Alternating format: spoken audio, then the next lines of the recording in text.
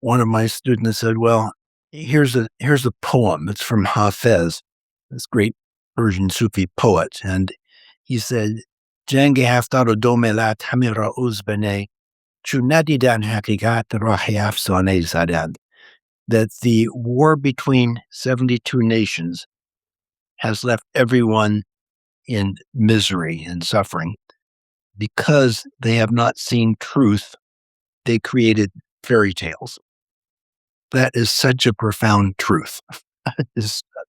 And how many times have I seen that demonstrated in my life? The number of stupid wars that our country has gotten into. At that time, it was the Vietnam War, which I was very upset about. But sadly, there have been yet more wars since then. And most tragically, the current war that the U.S. has embarked on with Israel against Iran. Because they have not seen truth, they created fairy tales. And we seem to understand so little about the country that we are currently trying to destroy.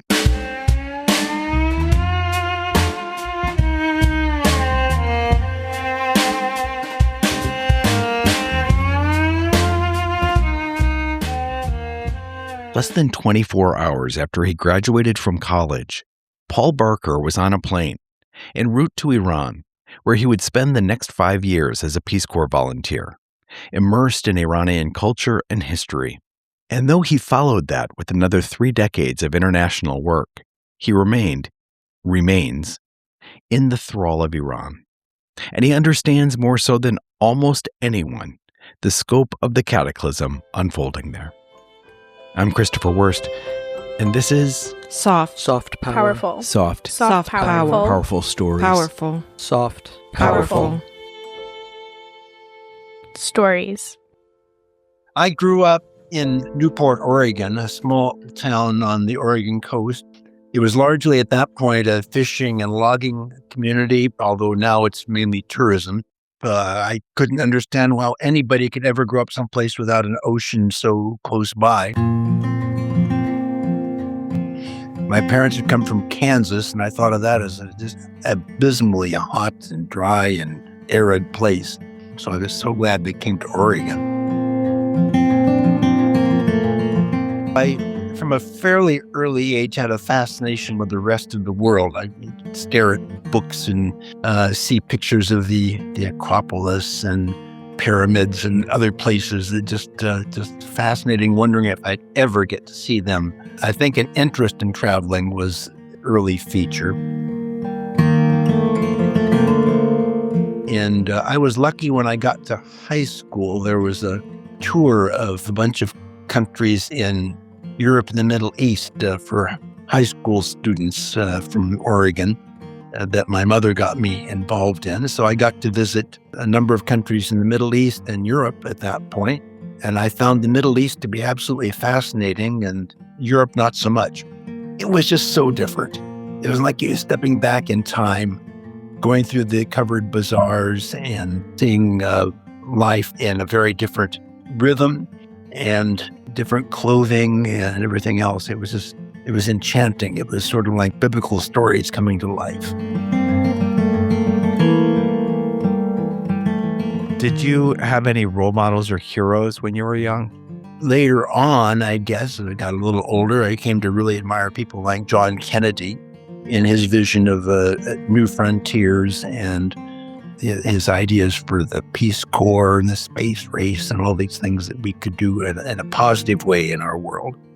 That was something to look at and aspire to and feel like there were some better angels of the American culture that were worth recognizing and promoting.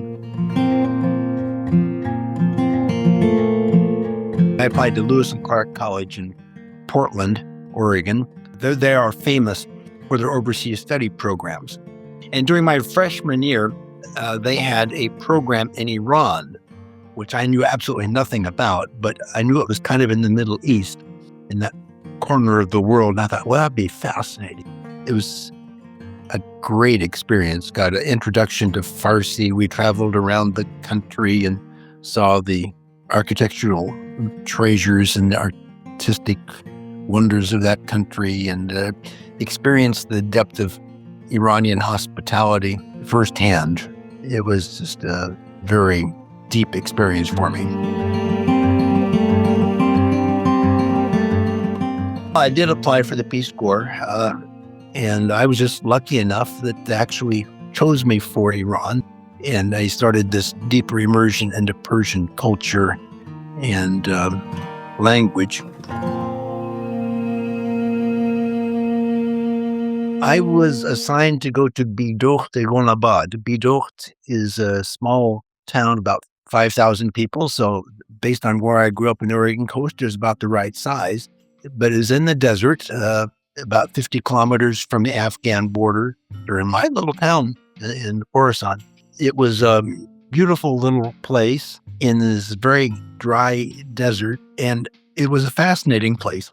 Iran has this amazing irrigation system that evolved over thousands of years called qanats, which use a long series of wells and underground tunnels to bring well water from mountains, which could be 30 miles away, through all this desert until it pops out wherever the village and the agricultural lands turned out to be. That's how our little village got its water. And to me, it was just amazing how a place could live in such harmony and unity with its natural environment.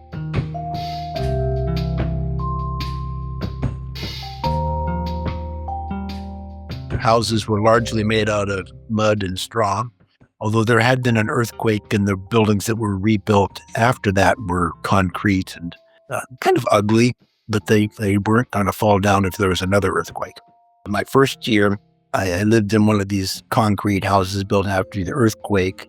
We had a little garden in front and it was kind of dry. And so I wasn't so enchanted with that house. But the second year, I moved into one of these old mud houses a little further downhill. I shared it with a few students who came from hamlets 20 kilometers south of Bidokht. It was a mud house. You stand in the garden, and we had grape arbor and a small plot of garden.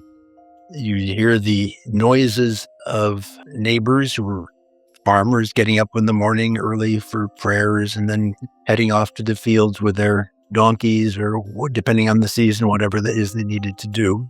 Persian gardens, in this sense, were not flower gardens, but they were mainly fruit gardens. So orchards with a diverse number of trees, a lot of mulberries, but also apricots and oranges and things.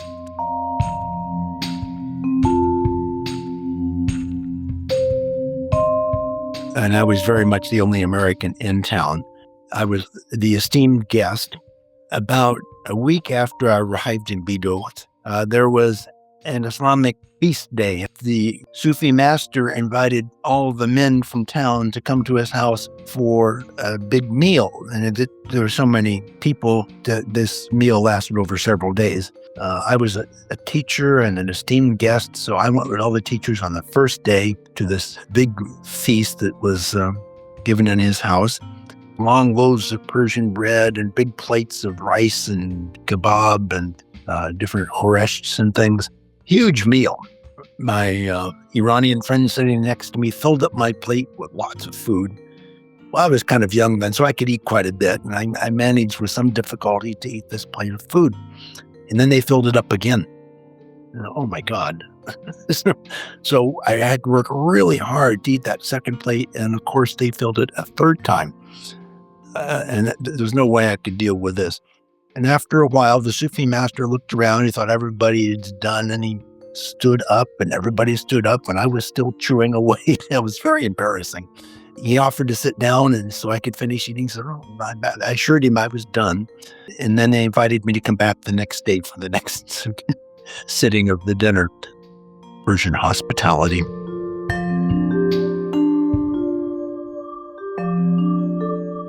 You learn about all these rituals of hospitality. Like one of the first things I did was get a little samovar because tea drinking is very important. And so you have to be able to serve tea to all your guests who come.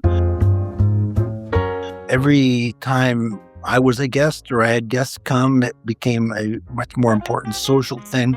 And I developed this sense that I had a different personality in Persian than I had in English. There was this different kind of sense of humor that went with life, a different way of spending time with people. the principal at the high school where I taught, he said, oh, Americans, for them, time is money and it's very important. But Iranians, they could be much more generous with their time. And they certainly were. I had a lot of friends who were obviously teachers and worked as professionals in the schools, but also a lot of students were friends, and I'm still in contact with some of them. And so they were some of my best guides for understanding the culture and how the history evolved and how the local religion worked, and a bit about Sufism and about Persian poetry. Somehow students became some of my best teachers. You said that Iran is different than the countries around it. And one of the things that I always hear from people about Iran is the sense of history and the deep, deep sense of history. Can you talk about that a little bit? Yeah, Iran, especially under the Shah, would mark 2,500 years of uninterrupted monarchy, which isn't quite true, but it's fairly close. So going back to the Achaemenid Empire, 500 BC, and something that the Iranians are proud of, for better and for worse. And they feel that they've survived a lot, and, good times come and bad times come, but somehow Iran endures. And the Iranian society has been very resilient over these millennia. They, yes, were conquered by the Muslims in 630 something AD. So the language evolved and it started being written in the Arabic script as opposed to cuneiform. But the traditions and the sense of history seemed to survive. Persian language became written down and fairly consistent over these many centuries. The Shahnameh is this great epic poem, which was written about 1,000 years ago, became a marker which both records a lot of the mythology of ancient Iran, but also put the Persian language in a fairly stable sense. One can read the Shahnameh today or other poetry from centuries ago, and it's much easier to understand than going back to read Shakespeare in the original Shakespearean English, for instance. It's just the language hasn't changed that much.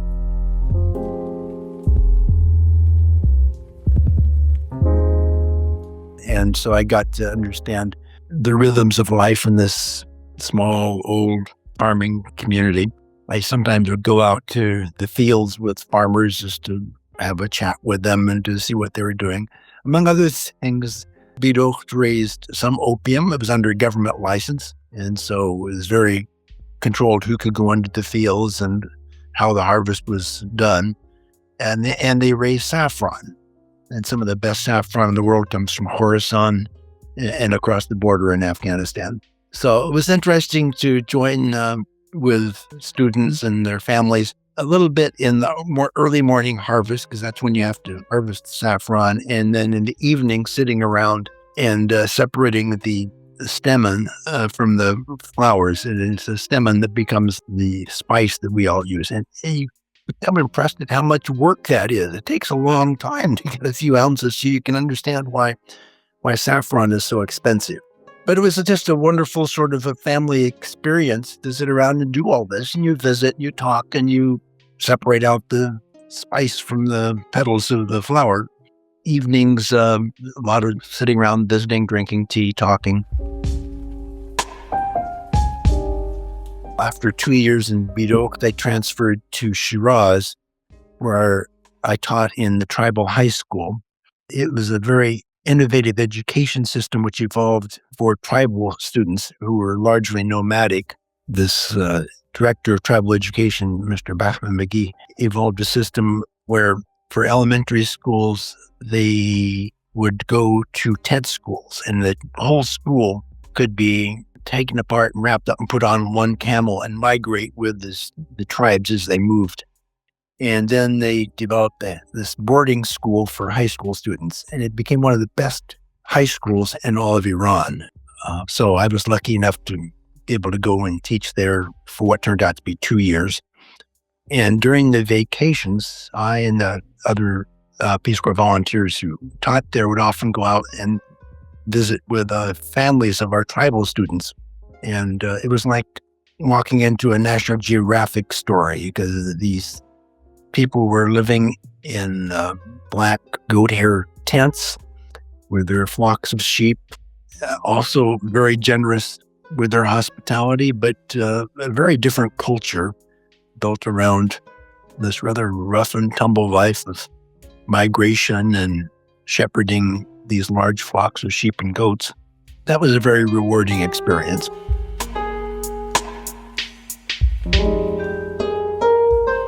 How aware were you of the political situation?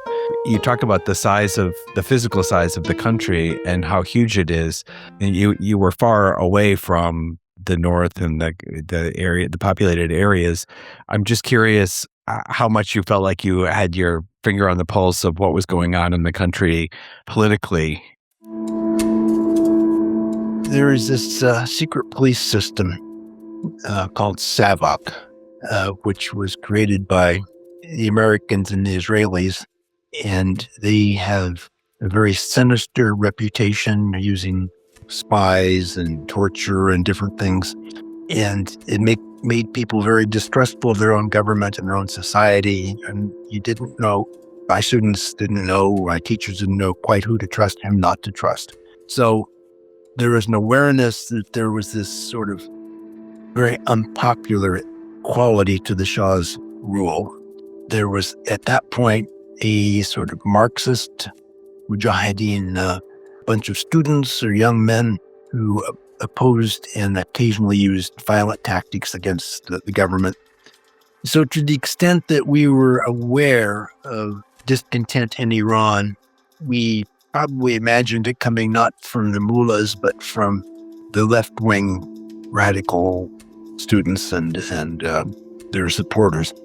The fact that eventually there was a revolution wasn't a huge surprise. The fact that the mullahs decided to stay in and take control of the revolution was a much bigger surprise. But is it safe to say that neither of those two sides was particularly a fan of the United States? That would be a safe thing to say. Yeah, the mullahs objected to the Shah for his secularizing policies, and everybody knew that the Shah was there because the Americans overthrew the democratically elected government of Prime Minister Mossadegh in 1953 and brought the Shah back from exile. So they didn't talk a lot about that because that could be dangerous for one's freedom, but people were certainly aware of that. The 1979 Iranian Revolution overthrew Shah Mohammad Reza Pahlavi's monarchy and replaced it with an Islamic republic led by Ayatollah Ruhollah Khomeini. Both the Shah's government and the new Islamic regime imposed strict political repression, limiting freedoms and harshly punishing dissent among ordinary Iranians. Did you ever feel uncomfortable being American? No, I felt very safe and secure traveling around Iran. I traveled widely to all corners of Iran, just taking public transport and buses mainly, and I always found Iranian people, even in the most remote areas, to be very generous and hospitable. Iranians always made a distinction between the American people and the American government, and they had many criticisms of the American government, but they seemed to really have a fondness for American people. As a result, there were a large number of Iranian students in America, and lots of people wanted to go to live or study in America, much as they despised what the American government was doing in many parts of the world.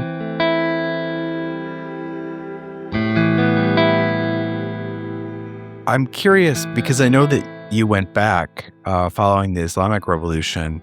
If what you said about the hospitality and the being able to separate the people from the government, if that was continuous, if that went both from the Shah's time to the Islamic time, do you know?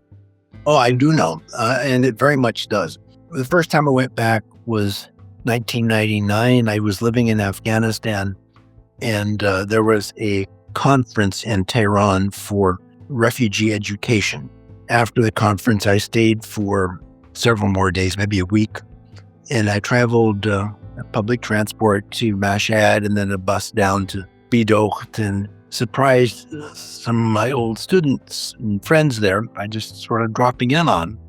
I went to this sandwich shop near where the bus got off, and I asked if anybody knew where Mohammad Kazemi lived. And, "Oh, yeah, I can take you there," said the sandwich shop owner. So he put me in his car, and we drove about 3 blocks. We got to Mohammad Kazemi's house, and he left me there, and I knocked on the door and to the garden, and his wife answered. And I didn't know his wife, but she'd heard about me. She was actually the sister of another one of my students. And so she invited me in. Mohammed wasn't there, but he will be back, don't worry. And so she entertained me, and we had tea and visited for a couple hours until Mohammed came back. And then he was just so excited to see me after all these years. We walked around town and saw the old high school where I used to teach at. And then one of my former students was now the headmaster of that school. And then the clinic where a number of other former students live. Now also a graveyard, where sadly some of my former students ended up after the Iran-Iraq war. They were very excited and very happy to see me, and nobody was holding a grudge against me for being an American.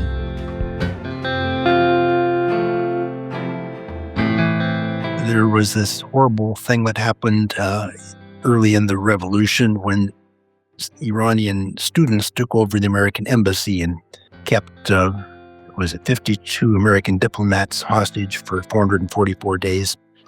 3 of those were former Peace Corps volunteers, and 2 of whom I knew pretty well. And when they finally got out, John Lambert, one of them, was making, I thought, some very understanding comments to the public media about his situation, and that he had no grudges or anger against the Iranian people, much as he had very much suffered under this hostage-taking situation.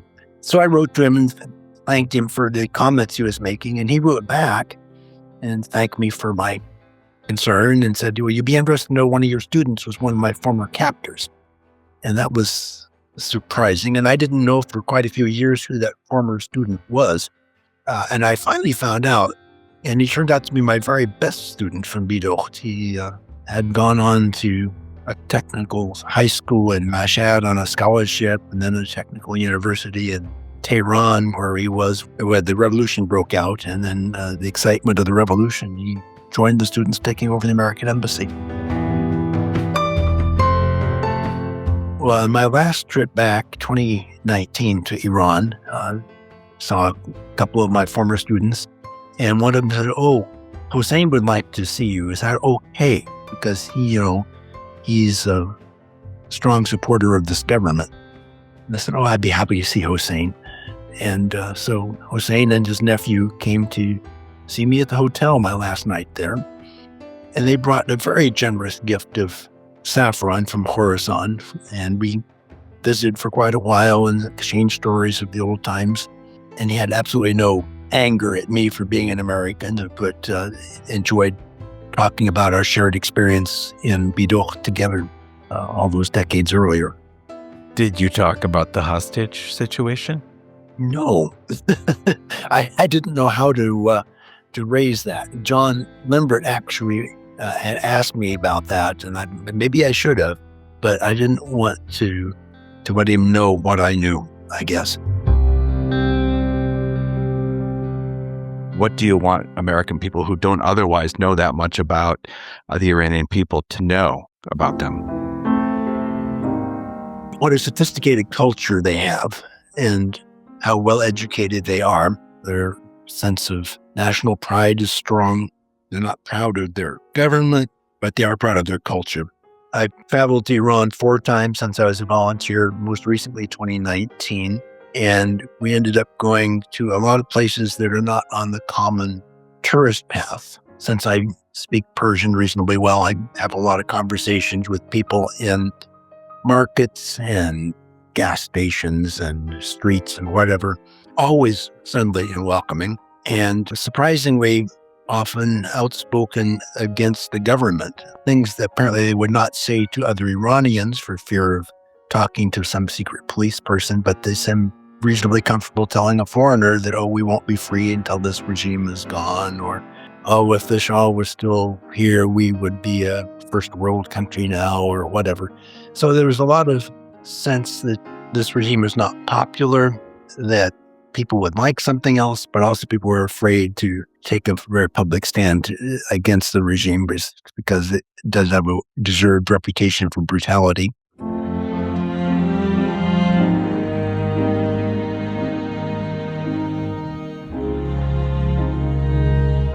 When you said that Iran was different than the countries around it, what did you mean by that?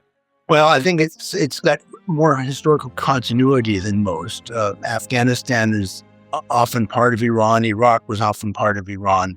Iraq, for instance, was basically created by the British after World War I. Afghanistan is a couple centuries old, but has less of a historic identity as an independent country. Of course, if you talk to Afghans, they'll come up with their own narratives and their own proud history. Iran is larger than Iraq, Syria, and Afghanistan combined, both in population and in area. So if America could get bogged down in quagmire wars in Afghanistan, Iraq, how devastating it would be for America to get bogged down in the war with Iran, which was more sophisticated, more technologically advanced than either Afghanistan or Iraq.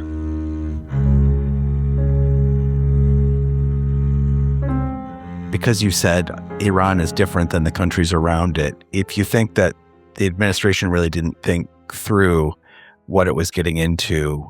Well, I think our government is horribly uninformed about Iran and about a lot of the world, and they seem to have gone out of their way to get rid of voices they don't want to hear. So the number of vacancies in the State Department and getting rid of generals that don't toe the MAGA position seems to be a hallmark of this administration. You look at who's doing their negotiating, and a couple of real estate moguls with no particular experience in the Middle East, let alone in Iran.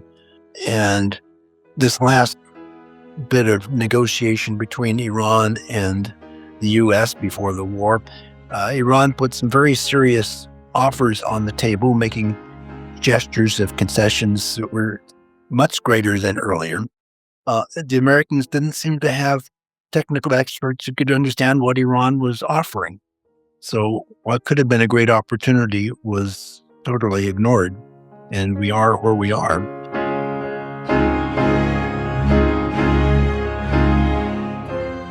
I hope they're also aware of how unpopular this war is in America. I think it's unprecedented in how unpopular it is from this early in a war.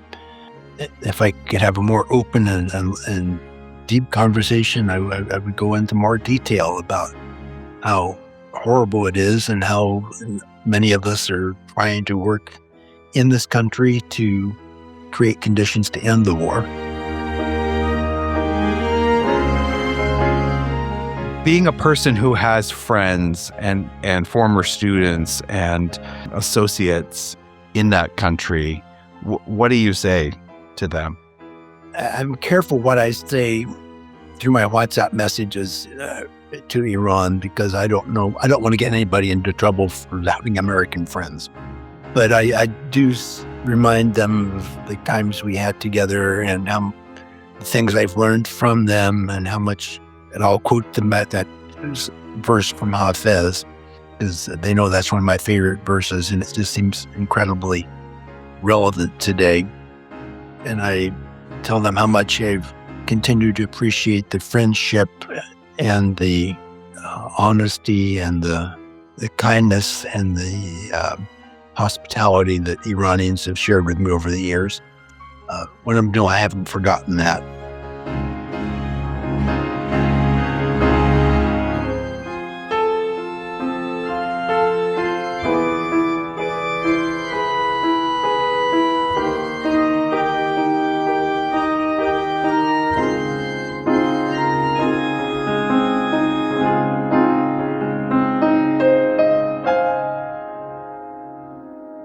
As of this recording, 3 weeks into the war, according to Time magazine, the human rights activist news agency, and UNICEF. More than 2,000 civilians have been killed in the war effort, including more than 1,000 children.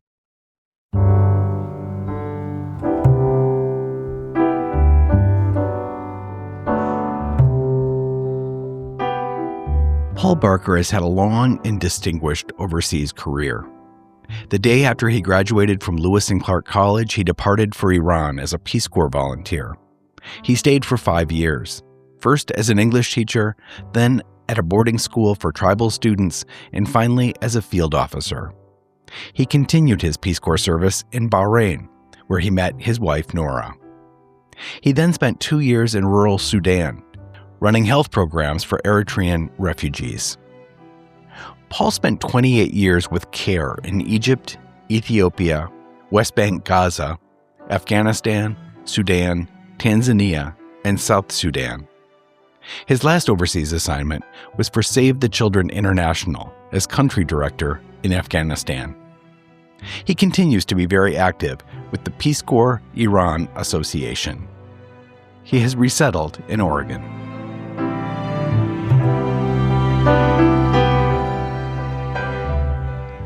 To learn more about this program, including guest backgrounds, photographs, and a chance to leave feedback, visit softpowerfulstories.org. I'm Christopher Wurst, the host and producer of Soft Powerful Stories. Thanks for listening.